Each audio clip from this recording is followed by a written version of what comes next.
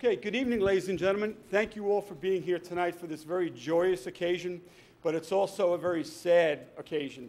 As you all know, our great leader of the St. James the Apostle Parish up in Carmel is going to be reassigned, or has been reassigned, to a parish down in Eastchester, Tuckahoe.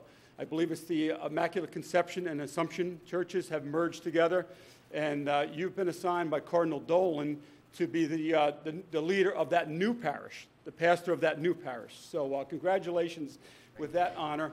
And we're very honored and privileged for having Father Sorgi here tonight with us, but we're also very honored and privileged for having Father Sorgi for the last 14 years in the town of Carmel. 14 years, you know, it went fast, didn't it, Father? Yes, you know, and you know, we've been blessed to have you here with us for those 14 years, and you are going to be missed, my friend, by everyone that's here and everyone in the Carmel community as well. You're a true spiritual leader, you're a shepherd, you're our pastor, and you're our great friend, and you will be dearly missed. And what I'd like to do this evening, before we really get started here, is I'd like to have you lead us in the Pledge of Allegiance to the flag, if you'd come up to the podium, and also can you give an opening prayer as well? To everyone. Thank you, Father. Okay, which order would you like? We're going to begin with the Pledge of Allegiance. Sure. I pledge allegiance to the flag of the United States of America and to the republic for which it stands, one God, under God, indivisible, with liberty and justice for all. Lord our God, you've blessed our land in so many ways. You've blessed our community in so many ways. I consider it a privilege to have shepherded a piece of the flock here in Carmel for these years. Now, may it continue to grow. Take care of our families in the year of the family. We ask all of this, Lord God, and we say unto you, Amen. Amen. Amen. Thank you. So stay there, Father. Don't leave. We're gonna come over and join you. Okay. Ford, would you come over and join us at the podium?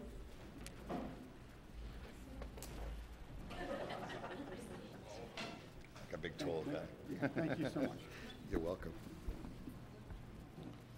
You know, I believe Father Sorgi started at St. James the Apostle and Our Lady of Mount Carmel in August of 2001. Is that correct? Correct. A month before the tragedy at 9/11. Nearly literally. Yeah, yeah. And I know that you were very much involved in that after, you know, after the tragedy occurred, the attack occurred, and you supported this community, you embraced this community. We had members of this community that were lost tragically as a result of that attack at the towers. And I know that the families of the loved ones that were lost, you were there with them for many, many days and weeks and months and even years after the incident. And the town of Carmel community thanks you for that. You're very supportive of this community. We've had our highs and lows over the years, and I don't want to bring up those that I can recall personally as the supervisor, but I think you know what I'm talking about. And I had the opportunity as a Carmel police officer in my previous life to work with Father Sorgi up in the hamlet of Carmel on issues in the hamlet. And I just want to thank you. I appreciate all your expertise, all your knowledge, and all your thoughtfulness for the residents of the town of Carmel and beyond the town of Carmel as well. So we owe you a debt of gratitude for that, and you are going to be sorely missed. I know that Eastchester, Tuckahoe will be embracing you as you arrive down there, and I just want to tell you that I had an opportunity to speak with the supervisor of the town of Eastchester today. Oh, good. Get him ready. Get him ready. I'm preparing him because I heard you the other day. That's right. And I remembered what you said. Yes. And what did I do? I picked up the phone and I called. His name is Anthony Calavita. Very good. Anthony Calavita. A paisan. The harpoon is in. The town supervisor. He knows all about you now. All right. I gave him your whole history, and he's looking forward to meeting with you. Vice versa. And he will work with you, whatever you need at your new parish.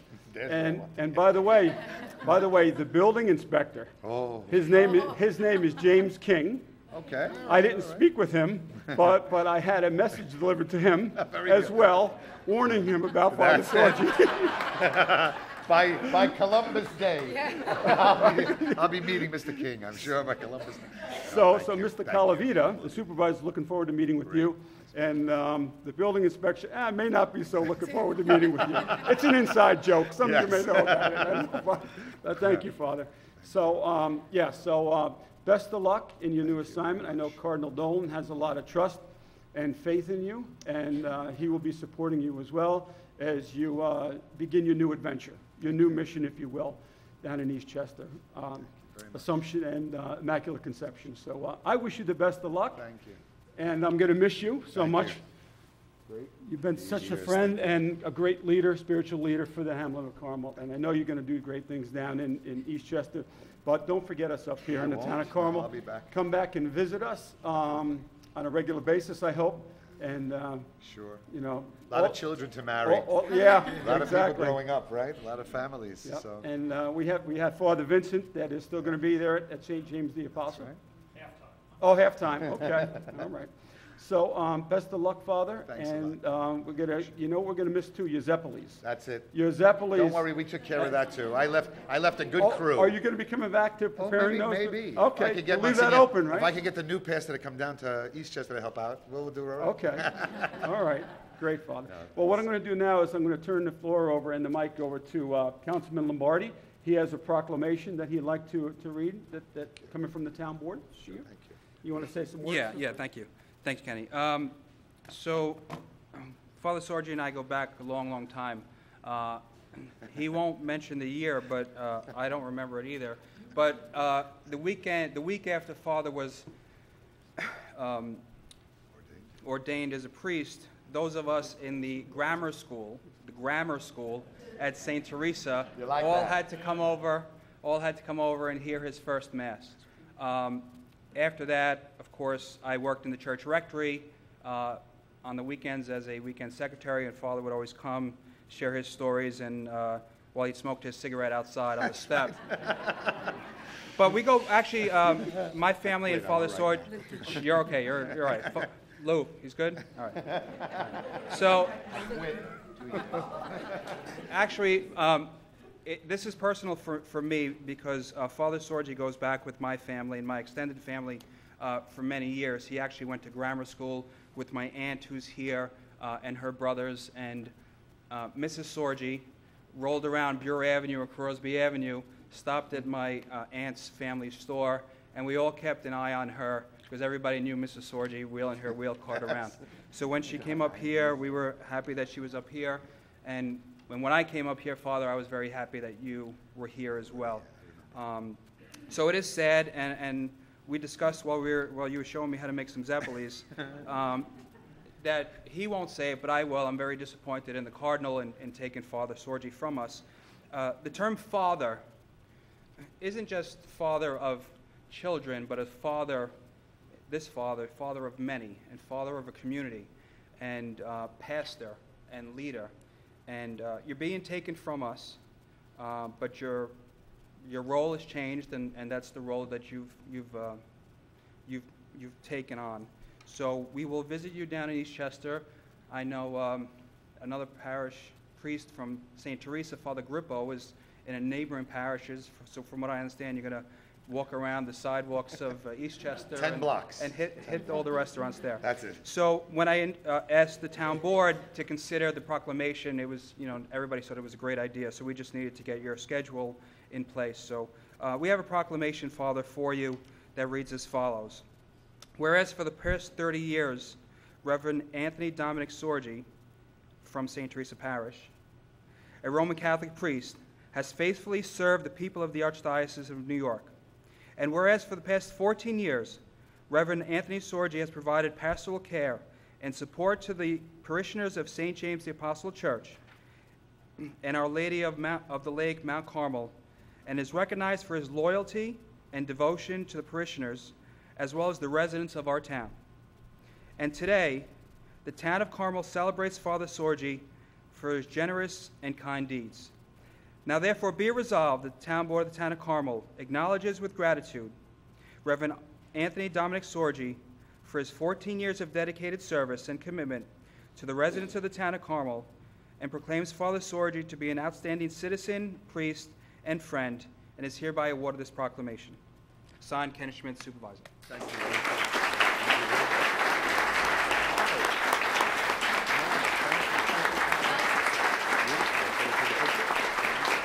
Yeah, we're gonna go You can say a couple of words. I would like to. Yeah, say a couple of words. Say a few words. Eric, you can say a couple of words. Do that first?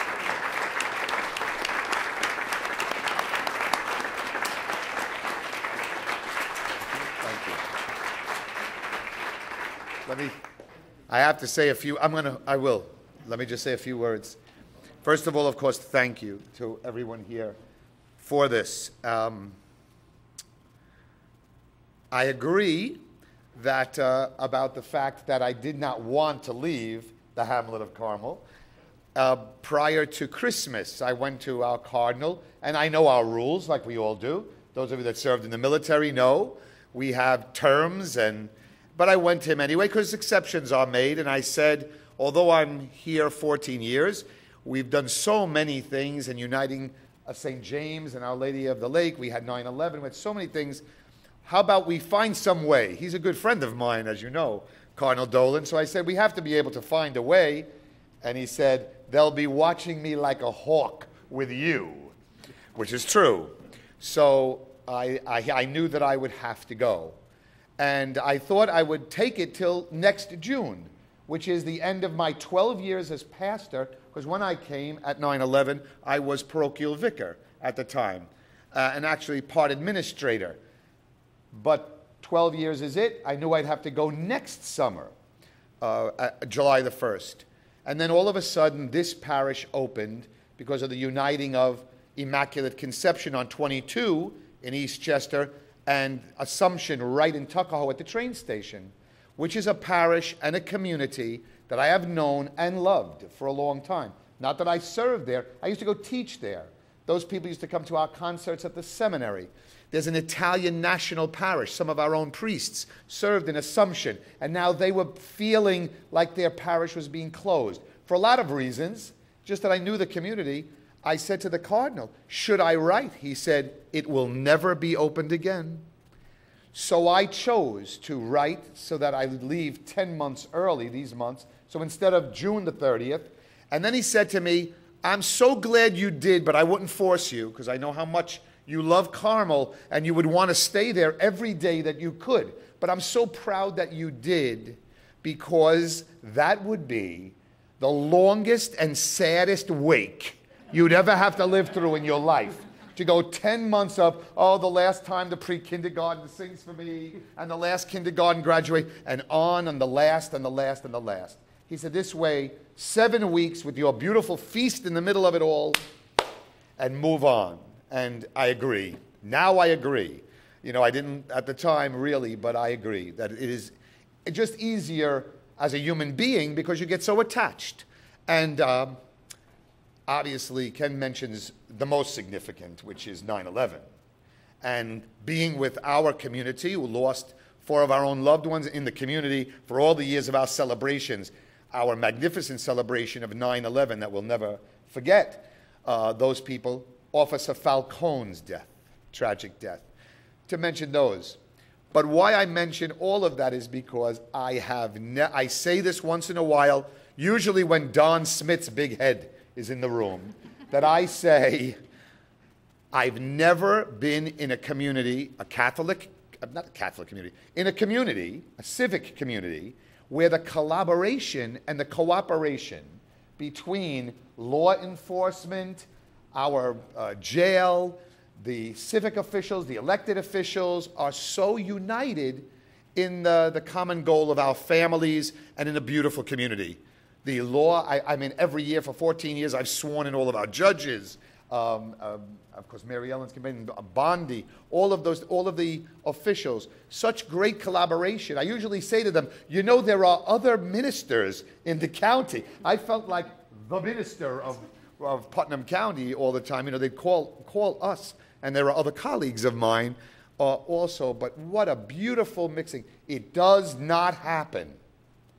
As a churchman, and you know, of course, we all know our separation of church and state, respectful separation, you'd really be hard-pressed here in Putnam County to see any separation between families, civic community, and men and women of faith.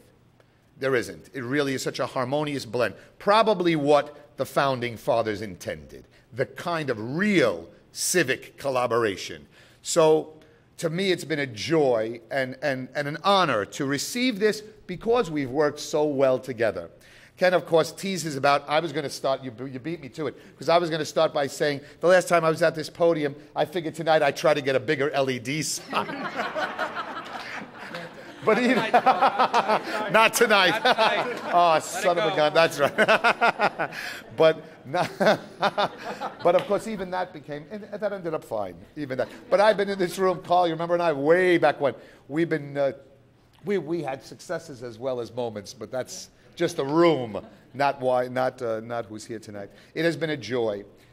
This 14 years have been a blink of an eye, except when I look over my shoulder at St. James, at all of the things we did, all of the celebrations, all of the accomplishments, all of the saddest moments of our lives and happiest moments. I tease, how can I not come back? There really are hundreds of children growing up that I know this because I'm still going back to St. Boniface. I left there in 1985. I'm still going back to marry and baptize and bury families. You don't separate because precisely what you had said. Father, on top of whether you're the pastor, we say in Sicilian, the chief chooch in charge, whatever your titles are, right? I left that out on purpose. Thank you. Father is the one that I love the most. I love the most because that's the truth. So, of course, that was my leverage with Cardinal Dolan, that we're Father. You don't just say, okay, Father, now you're 14 years done, go to another family. But I go with great peace and great excitement. It's a beautiful parish that I'm going to, and a beautiful community like yours. Thank you for greasing the skids, so to speak. That's I sit, the church and the school sit literally between the police departments of Tuckahoe and Eastchester. And I hear that it's hilarious watching, are you going or am I going? So I've got to get to know two law forces, which is okay, and get to know that community. But I thank you for that introduction. It's the end of it. The harpoon is out. Boop. Thank you so much for all of this. And I know that you are getting a wonderful pastor, Monsignor Anthony Daniel Marchitelli, who will have to be schooled in this collaboration. Anthony was the principal of Kennedy in Somers, so he knows, you know, up here. All of the kids from Mayapack and Carmel, and so went to Kennedy. So he served. He served at St. James 16 years. We buried his mother. His sister was a member of the community. So he's no stranger. What he doesn't know is collaboration like this. You know what I mean? With the civic community, which he'll learn, and I'm sure, and he'll love it also. So you're being served well. And the fact that I was 14 and he was 19, we went to the same high school and we're friends, means that I know I'll always have some seat at that table there in 14 Glenida Avenue. All right? Thank you, and God bless you. Thank you so much. You wanted to take a picture over there? Thank you. They were telling me, you have to stay. Oh, yeah. Yeah.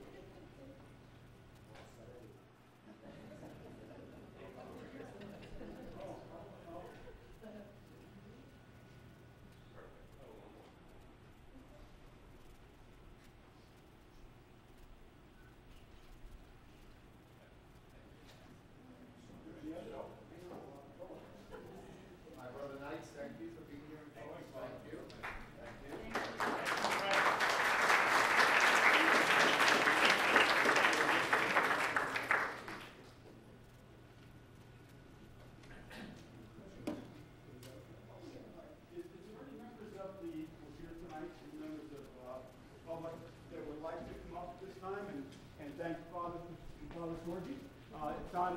It's being taped live tonight. It's on Channel 95 and Verizon Channel 24. So if any members of the public or audience that are here want to give their own personal thanks and best wishes to Father Sorgi, they can come up at this time and do it if you'd like to. If not, that's fine also. I just wanted to give you the opportunity. Come on up. Hi, Hi. how are you? My name is Gil. Hi. You can build a shed in my backyard. Hi, Gail. Hi, my name is Gail Driscoll Silk, and as many of you know, my brother was one of the New York City police officers, emergency services officers, killed on 9/11. So Father Sorgi had just come into the parish, and Stephen, then I was the next child, and I said I was going to do a little speech for my brother because I didn't want him to go to heaven without a family member speaking, but I couldn't. So I met with Father Sorgi, and I said to him, how am I going to tell you no, that I can't get up in front of hundreds of people? So he said, just do this. So Father Sorgi, we met, and the Mass was on St. James. And The first one. First Mass. We had two. Right. And then they found my brother, thank God. Yeah. But the first Mass, Father Sorgi said that he looked out and there were thousands and thousands of cops, right? So Mass went on and it was just amazing. And Father Sorgi ran the whole show. He let us know it was okay, that we'd get through it. Then he kept in touch with my parents and kept in touch with all of us. We were from two sides of the Bronx. I knew her side Yep. of the Bronx very well, so mom and dad. Yep. And then I had the privilege of bringing to rest both mom and dad, Right. as well as Steve. Right, and then they found And, Stephen. that's Then right. Father Sorgi first came up from the Bronx, good old Bronx. He had to do his carnival, right? Right. Your little feast. That's right. So he said, Gail, you're from the Bronx. Can you try? I said, sure. Well, I got the cotton candy machine. That's right. He forgot to give me the lid. So I'm going like this with cotton candy, and it's everywhere. But that was our first That carnival, was the right? first one, yeah. Started. So I now sell tickets in the cool air-conditioned booth, which we still go. But we graduated. That's right. But Father Sorgi was always there and always kept an eye out on my family particularly, and I know other families he's been there for. So you Thank will you. be truly missed. Nice Love very you. sweet. And be well. And I'll Thank come you. and see you. Thank you.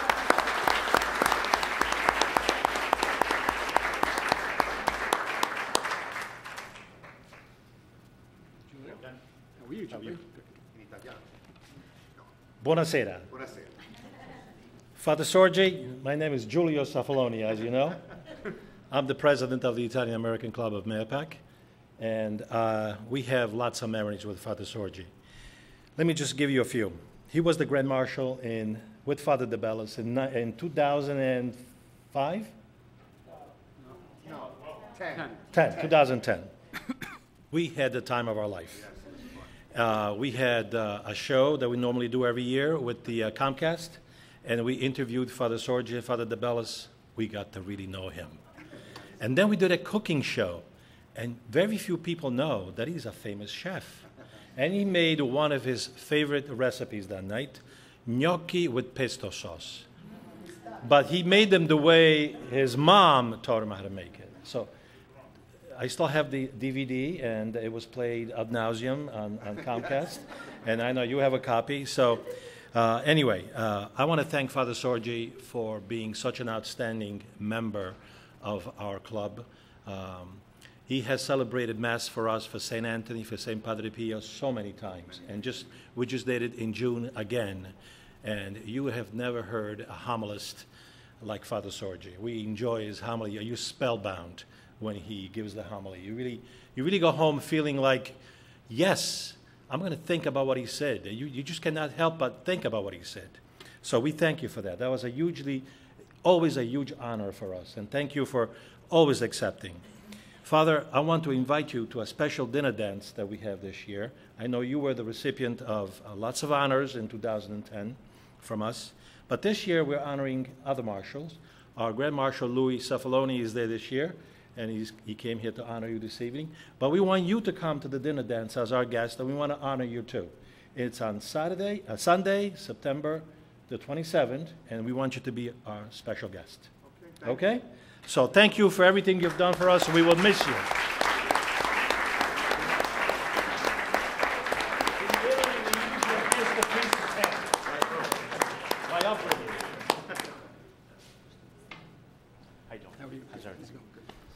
How you doing, everybody? Good evening. I'm Jonathan Garcia. I'm the Knights of Columbus Grand Knight.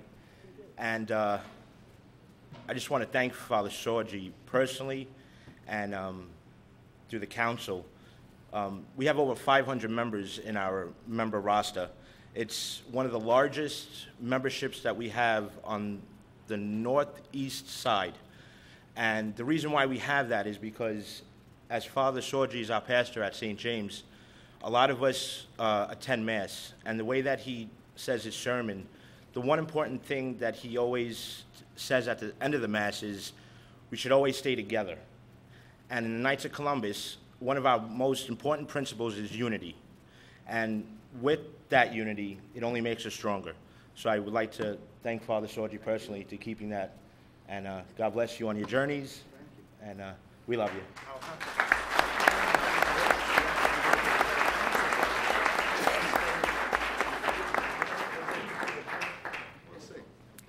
Father Sorgi, I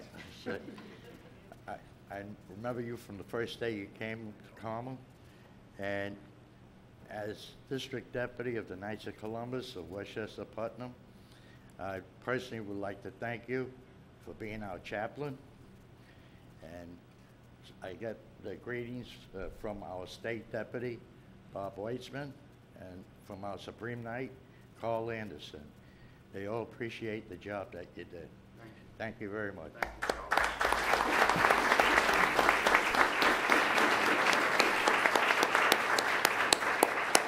Okay, is there anyone else that would like to come up and speak? Okay, once again, thank you all for being here. This was a really great occasion. It was a joyous one, but with some sadness that Father Sorgi will be leaving us to assume his new role down in Tuckahoe, Eastchester. But God bless all of you. Father Sorgi, God bless you especially. All right, best of luck in your new position. All right, that's a great honor for you. And once again, we were so privileged to have you here for the last 14 years and continue your great service down in Eastchester. And, you know, we'll miss you dearly. Thank you so much.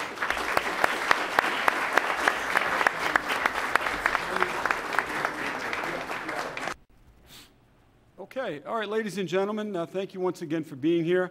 Thank you all at home for watching this meeting of the Town Board of the Town of Carmel. Tonight's Town Board meeting is a work session, and the date is Wednesday, August 12th, 2015. And for the record, all board members are present with us this evening, as well as our town council, Greg Fulchetti, all the way down to my left. That was a great occasion. It was a great ceremony, a great send-off for a wonderful leader, spiritual leader of the town of Carmel, and I thank you all for being here, and those of you at home for watching tonight's meeting to give a nice send-off to Father Anthony Sorgi from the St. James the Apostle Parish. Okay, the first item on the agenda is a review of the town board minutes of July 22nd, 2015. Unless any board members would like to comment on the minutes of the July 22nd, we're going to move on to the next item.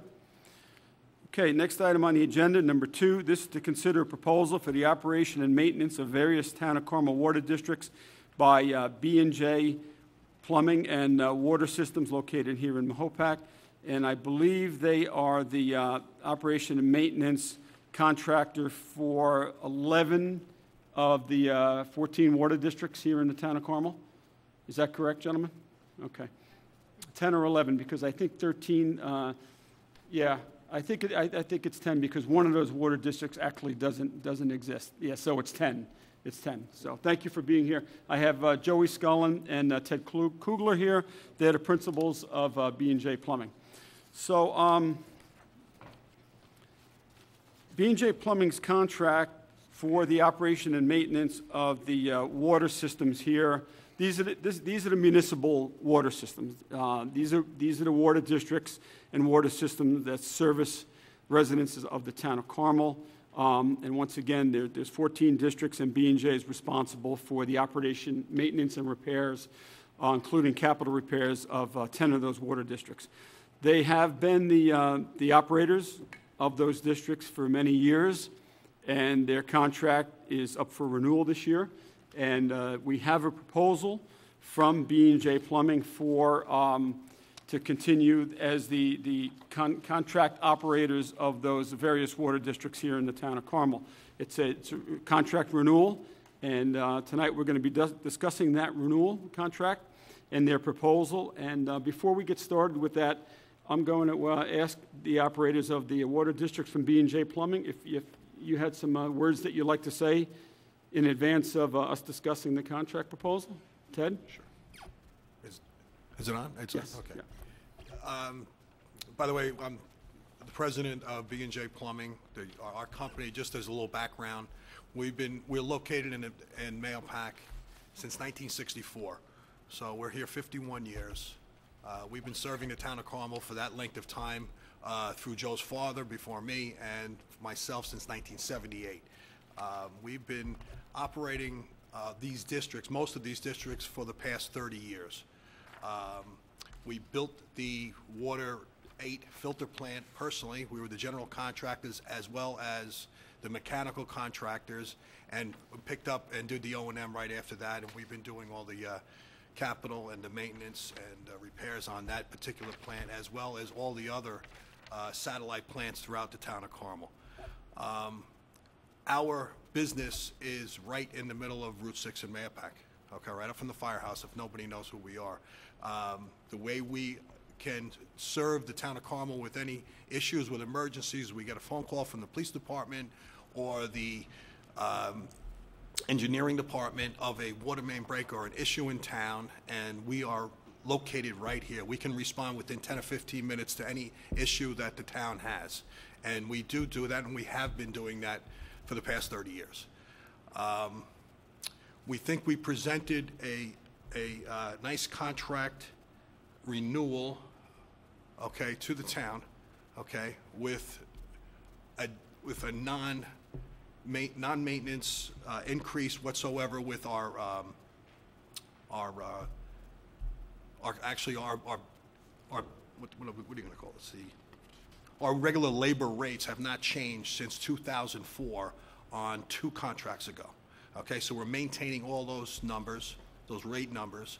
We're also on the 10 years that we're talking, there was going to be no increase for 5 of those 10 years. So with all that said, we're doing our part to keep up with the savings in the town, and doing everything we can possibly do within reason, because of what things cost today with its insurance and stuff like that. We have to have a minor increase, but I think what we've really presented is a very fair number. And I'm open to any questions that the town board has for any of the O&M that we've done in the past or in the future. And I don't know if, Joe, you want to add anything? I just want to add a couple of quick notes. You know, Teddy and I got here early, and we were fortunate enough to watch the proclamation for Father Sorgi. I just wish that I had listened to some of his homilies. Pretty exciting guy, you know. I'm sure he'll be missed. But, you know, he hit upon civic collaboration. And, you know, and I said to myself, you know, here we are, we're going to present shortly. And, you know, we're here 51 years. And you say to yourself, you know, I don't care what you do. You're doing it for 51 years? Second generation? We've been New York State licensed water operators for 30 years. We've been working for the town of Carmel day in and day out, 7 days a week for those 30 years. Been through thick and thin, crises, planning meetings, trying to come up with a budget that makes sense year in and year out. You know, you say to yourself, and here we are 30 years later, and I think pretty much consensus opinion, you know, we've given such an attractive contract this time around, and we're trying to lead by example in this town. I mean, we're not born here, but we're raised here. My kids are here, Teddy's kids are here. You know, we're not going anywhere. I mean, we're fortunate enough to be in this town our whole lives. You know, we come into our town hall and present to our town board what we feel is, you know, very professional, very fair contract. And the reason we've structured it this way is we've got so much more to do. We've got this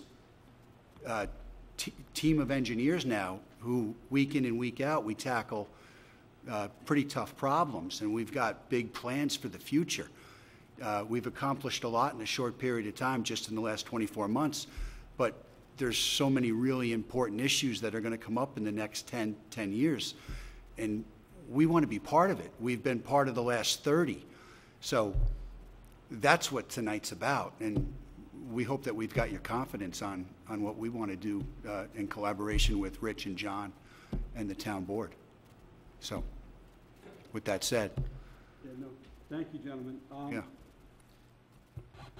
I can attest to the fact that B&J Plumbing is an excellent water district operator, corporation. They're local. Their business is right here in town. In fact, it's a quarter mile away.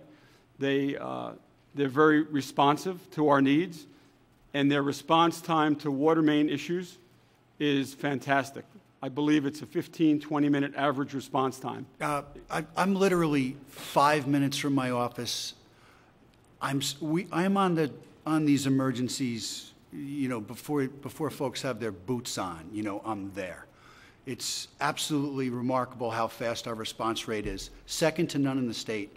And our mobilization after the response is nothing short of Guinness Book of World Record times. I mean, we're really proud of that.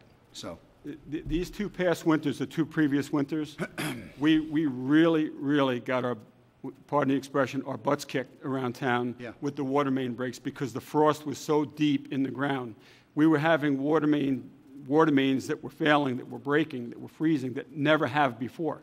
Service lines from the main to the residents' homes were freezing up. And B&J Plumbing was right there, right out there on the scene.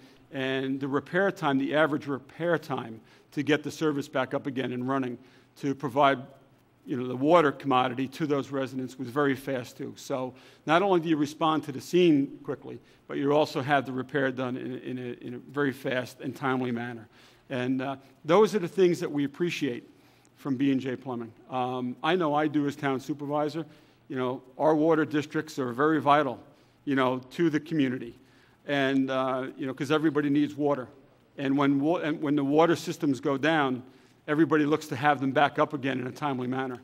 And it's really a testament not only to the water district operators, but our engineers here at the town of Carmel also. I'm going to put a plug out there for them.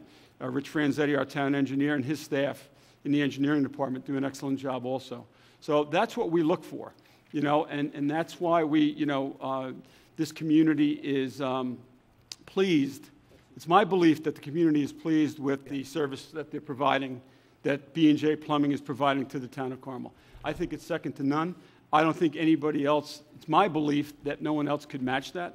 You guys know this water district inside and out, like a map. You know where all the water lines are, the service lines, the box valves, the keys, the water pump houses. Nobody knows them better than you guys, so. They're going to raise their rate.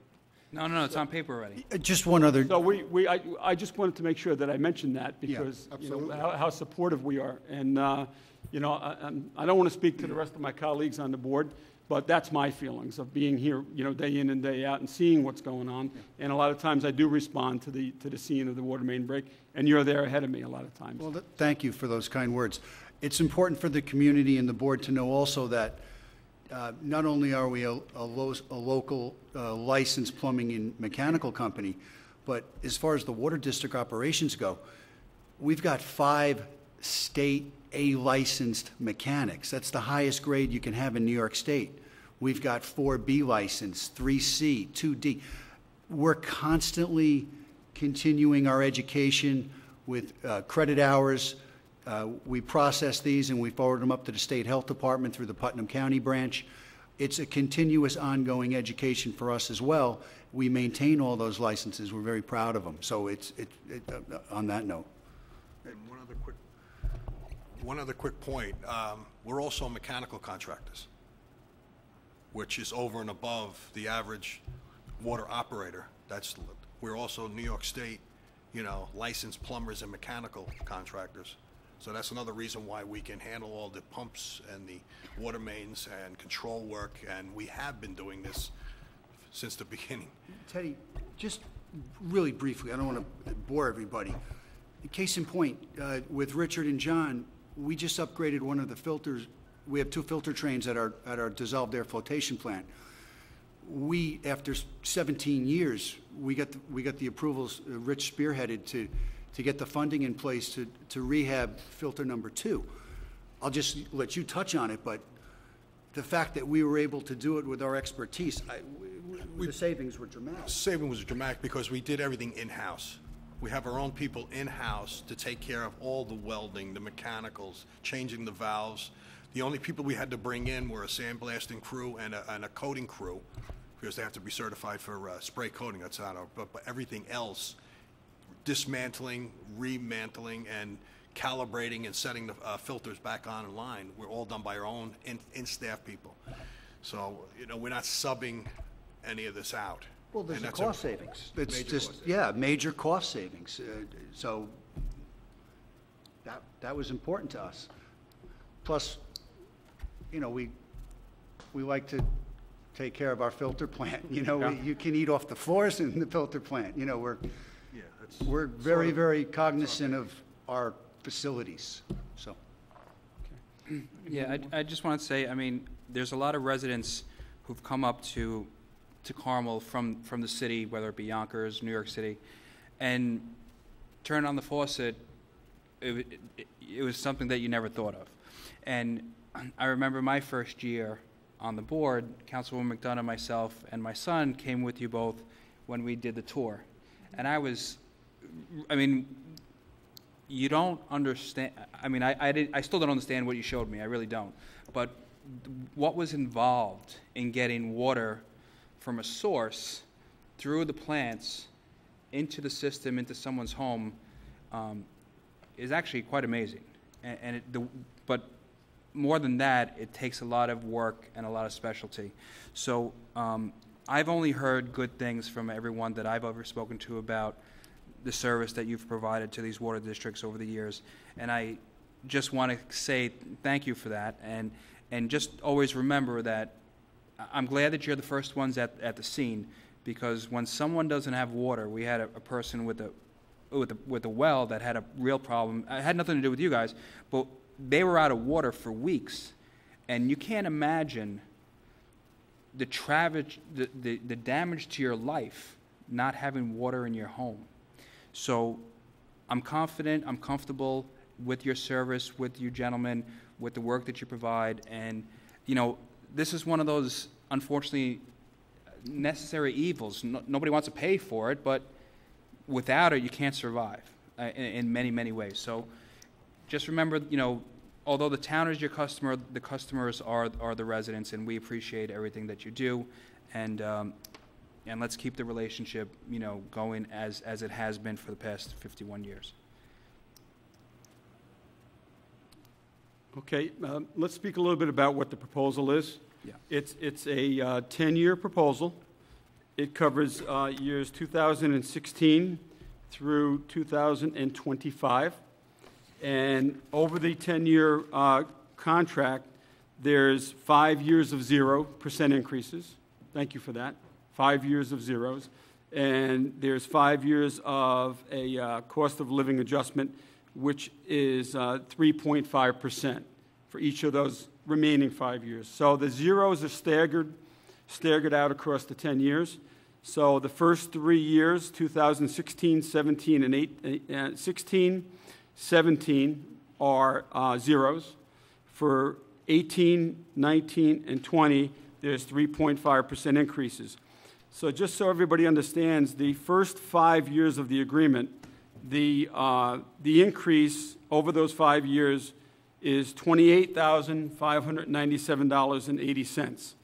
So let me just break that out for you. So 2018, 19, and 20, there's a $9,000 and change increase because of the 3.5% cost of living adjustment, which totals the $28,000.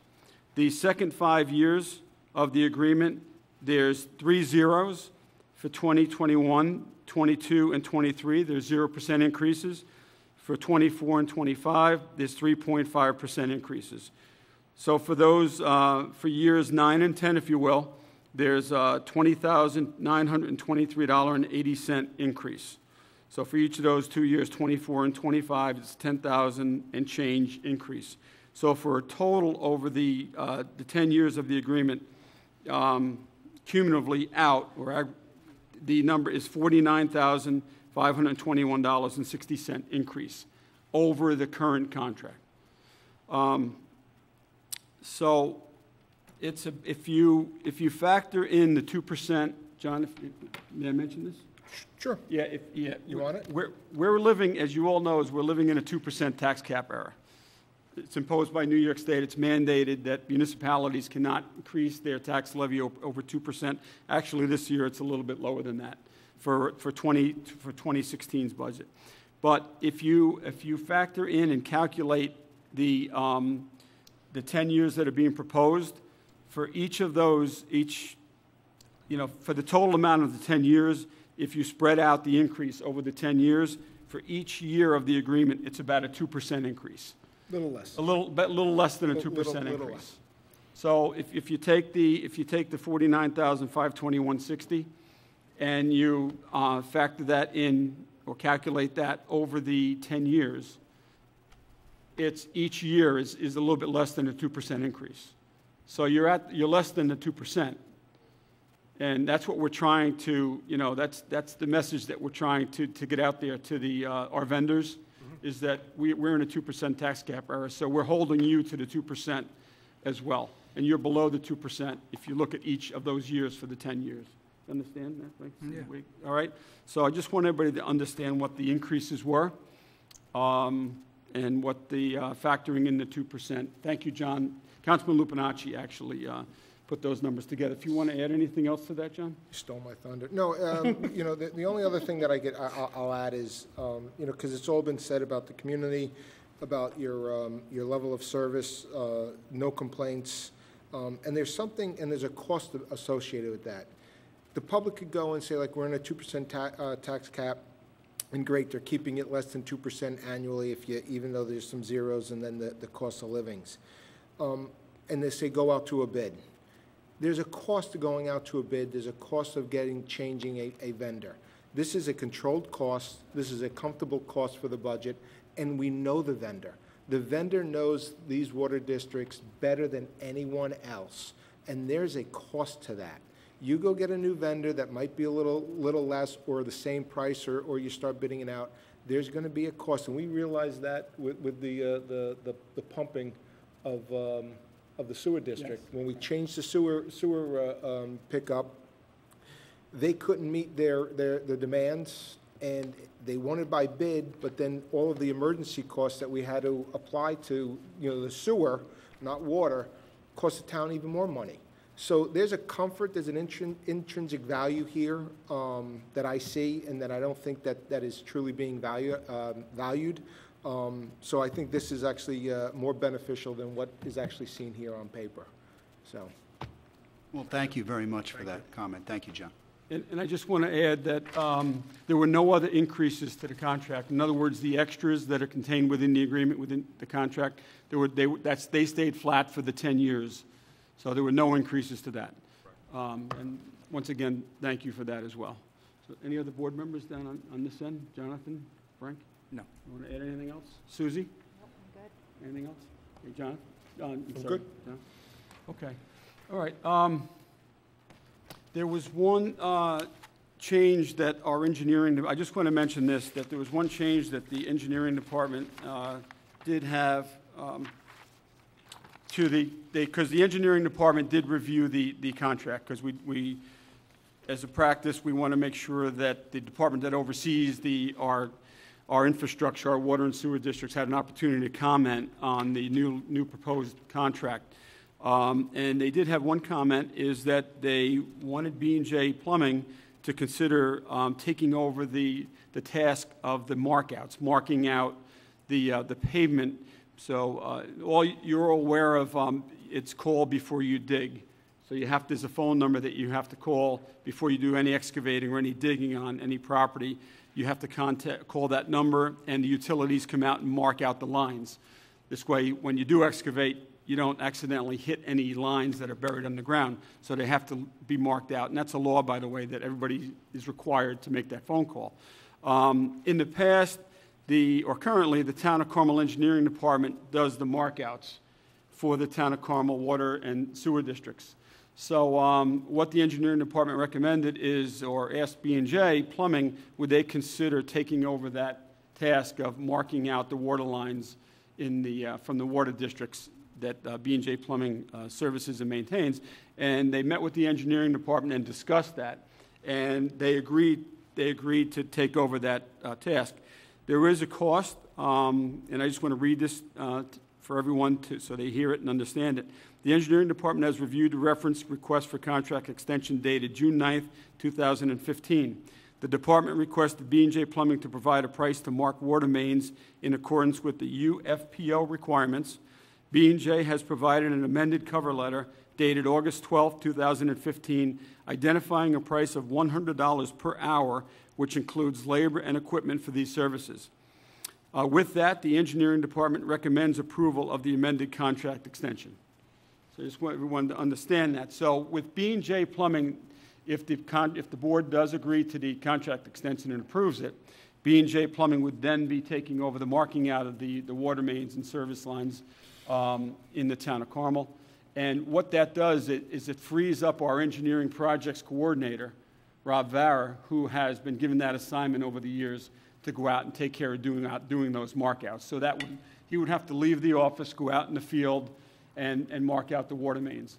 So what this does is it keeps him in the office, and he can get more work done, more assignments that the engineering department has of him, and he doesn't have to leave, and he's not interrupted during the course of his day to go out and do those markouts, if that's included in this. And by the way, I agree with that it should be included in the operation and maintenance contract, for you. And the price that you gave, the number you gave, the fee for that, I think is reasonable also for that work as well. So I just wanted the public to understand that and the board to understand that, who currently does it, our engineering department staff, and then that would be passed over along to B&J Plumbing to handle that in the future. So that makes sense. So our engineering projects coordinator can certainly get a lot more work done being in the office at his desk as opposed to being out in the field and marking out lines. So, all right. But Kenny, if needed, the engineering department can still go out and mark it? Or does this give them no option at all? Rich, maybe you can answer that. Oh, okay. It's not an emergency. It's not an emergency situation. Yeah. Okay, so we can also, Yeah, okay, all right. Yeah, in probably most cases, Sue, unless it's an emergency, Yeah. unless it's an emergency water main break, there'll be enough lead time where the notification is made through the required call. Yep. To do the markouts where, B&J Plumbing can handle that. But certainly in the case where there's an emergency, we would still have the equipment and the expertise and know how to do it. Okay. So if we had to get out there quickly and mark them out, that could be done as well. So it's Our lines. Yeah, it's our lines. Mark So 'em out, but we the could- idea is to take the burden off Correct, engineering. Rich? Take it off, Okay. yeah, good. Have Yeah, them do it. yeah.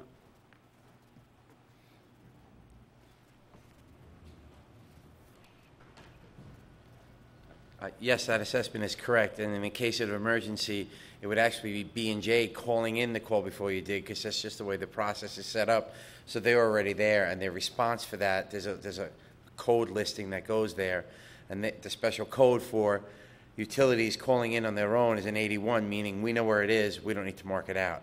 So what would happen more often than not is when they call it in for their water districts, they don't have to mark it, which is a good thing. So we don't have to run out and mark things that we were marking before that B&J would be able to do it. It's whatever residents might be in town that might be proximate to a water district, those are the ones that they would have to go out and do markouts for. So ones that aren't emergencies or ones that aren't B&J doing the work, if it's another plumber, if it's another outfit, somebody wants to put a new, sprinkler system in the front of their house, and they have to dig or excavate or put lighting in front of their house. Once they dig, they have to make that 811 call. Who's ever doing the digging has to make that call, actually. And that's when we would refer them to B&J. So, okay. And Susie, Councilwoman McDonough, just as a follow-up, and all those requests come in electronically through the organization. And so we can look at the addresses, so, you know, we can look at them and go, we know that there's no water district in there, and then there's a special response for that saying, there's nothing there, you don't have to worry about it. We don't have to bother B&J, our department doesn't have to go out. We do that now as is, and we would still filter it that way. It's those other ones, emergencies, they're gonna cover it, they're gonna say, we got it, call it in as an 81, or we'll send them the other one, and they'll go out and do a mark-out for us. All right, perfect, thanks. Thanks, Rich. Okay, any further comments or questions by the board at this time? No? Okay. All right, thank you, Joe and Ted, for being here. Appreciate it. Thanks. Enjoy the rest of the evening. Thank you, guys. Thank Yep, you. You're welcome. Okay.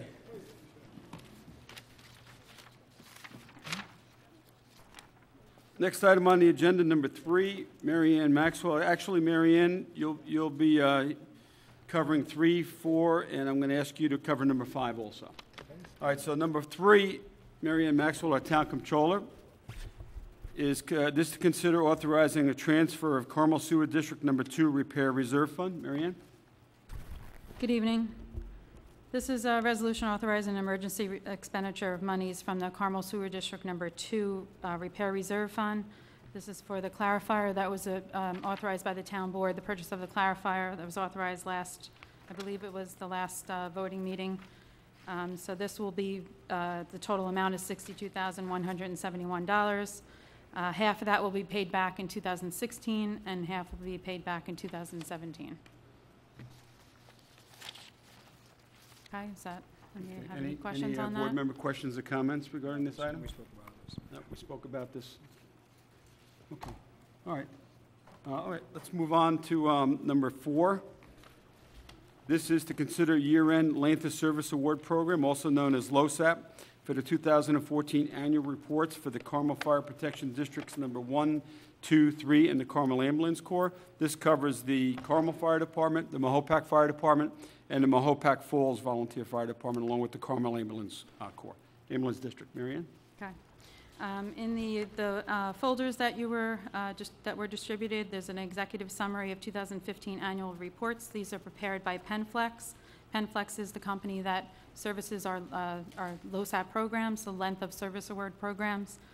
If you can turn to the first page, which is a horizontal page that just is a contribution summary. It shows the minimum contribution that is required for these districts, and then it also shows the Penflex recommended contribution for 2015, and then it also goes into the Penflex recommended contribution and budget for 2016. Since we're preparing the budget shortly for 2016, the budgets for 2015 for Fire District Number 1 was $175,000. Fire District Number 2 was $207,000, and Fire District Number 3 was $95,000. They are recommending that we keep these budgets the same for 2016. It's a little higher than the minimum contribution that is required for each of these districts. And if you turn to a couple of pages down in the folder, the top of the page says special commentary. It's a vertical page. It explains what the 2015 required contribution is, and then the 2016 required contribution, and then the recommended contribution for each of these districts. They're recommending that we contribute more than the minimum to get our funded ratios up there. Right now, the Fire District Number 1 funded ratio is 88%. And that should be closer to 100%. Fire District Number 2, the funded ratio is 90%, and Fire District Number 3, the funded ratio is 94%. So Fire District 1 is the lowest funded ratio. If you turn the page, it does give explanations or causes that could contribute to that increase. And number 1 is the assumed rate of investment return is 6%, but our actual return is 0.17. So I've been in contact with Tony Hill from Penflex, as well as the Dave Rogers from RBC Wealth Management, to review this investment policy. I was just talking to Councilman Schneider earlier about this as well. So we're going to get together with him to review that investment policy, you know, to take a look at that. The second cause for the increases in the Mahopac Falls Fire District, there are 13 new volunteers that earned 50 points in, for the first time in 2014. So that, you know, because we have to contribute to them, that causes the contribution to go up. Okay, so that's pretty much it. Do you have any questions? Board On this? members, any questions or comments? No. Mary Ann? No? And One thing that We look to you. was really it's difficult is just looking at the benefits that were paid out. It went up by 28.5%, from 385 to 495, from right.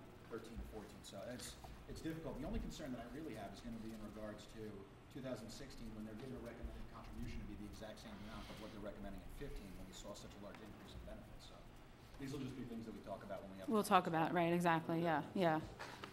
Right. Yeah, we did contribute higher than the minimum last year too, so I was surprised that these funded ratios did go down actually.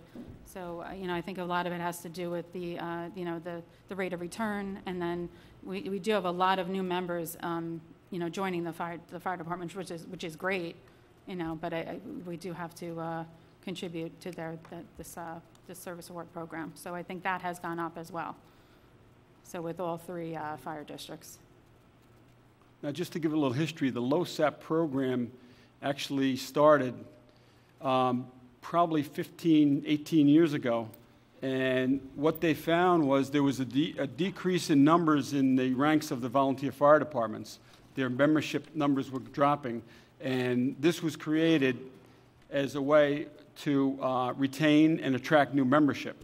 So because it's essentially what it is, it's a retirement program. Right. Where you receive a benefit after X amount of years of service to the fire department. I think at age 60. When can you start collecting on this, Mary Ann? Do you know what the age is? I believe it's either 60 or 62, that if you have enough service credits within the fire department, the length of years and a certain amount of credits that you have to attain each year as a member, you would receive a monetary benefit per month. Right. From being a member of that fire department. So really essentially what it was is and it worked. They did attract new membership. People joined the fire departments because they knew that there was, not only did they want to serve their community, but they knew that there was a benefit to it in the end, in the long run, in retirement. Right. They would receive some type of monetary benefit. But I believe it ranges between $400 and $600 a month, Jonathan. Does that number sound right? If you have a certain amount of... I know for one of our fire departments in particular, there's a drastic difference when they switched over. So old-timers have much less compensation than the new guys who started retiring. So I think I've seen it range anywhere from about $2,000 to $4,500, I think, is where I see it top out at. But I believe you can continue to add on. For every service year, you get $20 per month into your retirement when you actually start taking that LoSAP. And I believe it was just last year, Governor Cuomo said, made it to where it's not a taxable benefit in New York State. So there's a lot of good incentives for it. And like Mary Ann said, and like you had mentioned, it really is something to incentivize getting volunteers to come in and stay in. And we've done a great job. We have a great set of volunteers in the community. And fortunately, we're not in the position that a lot of other departments are where they're looking for volunteers. We're very fortunate for that. Yeah, we are. And again, it We goes back to definitely what Father Sorgi said about our civic-minded community. So it's great to see so many people volunteering. We just have to pay for it. Right. That's the attraction. That's how you attract them, right? And they have to earn it in the sense Yes, of service credits. I mean, they Absolutely, yeah, can't you have just- to make a certain amount of drills, you have Yeah. to show up to a certain amount of calls, Yes, so it's yeah, not they like have you could to- just. They don't just earn get the it, points. yeah. Exactly. You got to have to earn it. You Yeah. have to earn it, correct. Yeah, I think, I that's think the points. Mahopac at one point was 50 points. You had to make 50 points a year Okay. in order to Yep. I think remain a they- member and to participate in the LoSAP program. Right. May have changed. I'm going back, 6, 8 years, but it could have Right. changed. I think 50 points was I the think it number. is 50 It might points. vary between Ones are department, 50. from department to I think it's department. 50 points across. Is it? Yep, I'm Across the pretty sure, board, yeah. 50? Yep. Okay. Yep. All right, great, thanks. Thanks for that. And if I could just, the Carmel Ambulance is in the other folder. Their required contribution is approximately $50,000, which is what we budgeted. and their funded ratio is 108%, so they're well funded. So we'll continue to budget that as we have. Okay, great. All right. Thank you, Mary Ann. Yep. Thanks, Jonathan, for helping Mary Ann out with this, too. All right. Next is number 5. This is a request by Eileen Brennan. She's the principal account clerk for the town of Carmel. This is to consider attendance at the New York State Retirement System Employer Education Seminar. The date of it is September 3rd, 2015, and it's being held in Eastchester, New York. Mary Ann, did you want to comment on this at all? Sure. Yeah, I mean, I think it's beneficial for Eileen to go. She handles the, the benefit part of, as far as retirement for the employees, and topics that are discussed at this seminar have to do with membership, monthly reporting, elected and appointed officials, reporting of at time of retirement, post-retirement employment, and planning for retirement. So I think it'd be helpful for her to, to go to this and be able to answer any questions that, the employees or retirees have, so. Was there a fee to that? No, there's no fee, okay. No, we would just reimburse her for, and I think it's like lunch is included, so. Okay, Okay? thank you. Okay. Board okay with that? Any questions, comments? Okay, great. All right, thanks, Mary Ann. Okay, number 6 on the agenda, the Lake Secor Park District. This is a request to consider amendment to the Lake Park District Advisory Board membership. They'd like to increase the members on the Park District Committee from 9 members to 11 members, and they're requesting to consider making appointments to the Lake Secor Park District of Carl Brenner and Augusta Lagoa. I hope I pronounced those names correctly. John and Susie, since you're the liaisons to the Lake Park districts, I'm going to let you handle this one. Is there anything you'd like to comment on with this? No, they had a meeting last night, and they did discuss it with the board, and they are going to keep it on the agenda and would like it increased to 11. And the board did approve that, and they're recommending that to us. Okay. All right. So the Lake Secor Park District Advisory Board is recommending adding these 2 individuals to the Park District Advisory Board? Okay. All right. Board members have any questions or comments with respect to the 2 new members that they'd like added to the membership? But the one thing that I did want to add, and I'm sure people speak about it, that if anybody else is interested in being on the board, to contact a board member. So I did want to verbally communicate that to people who may be watching that lives in this park district. Okay, and we have representatives from the Lake Secor Park District Advisory Board with us here this evening. Okay, thank you. And it's your recommendation to add these 2 individuals? Okay, great, thank you. All right, okay. All right, so we'll be adding those 2 new members at the next town board voting meeting, which would be next Wednesday, the 19th. Okay? All right, thanks for being here. All right, that concludes the agenda items for this evening's town board work session. If there's any members of the public that are here this evening would like to comment on the agenda items that we covered here this evening, come on up to the podium. I just need you to state your name and if you're a resident of the town of Carmel as well. Just before you do, I just want to, and I did mention this last night, by adding the additional people on it, so you're going to be up to 11 members, the quorum is 6, and I know I spoke to you about this last night. So in order for the meeting to be held, you need 6 members. Okay, so I just wanted to make sure you guys got that. I'm sorry. Okay. Yes, sir. Hi, my name is Anthony Grorio. I am a member of Town of Carmel, live in Mayapack and Lake Secor. My question relates to item number 2. The proposal as far as the markouts, does that include water districts that B&J does not currently cover? No.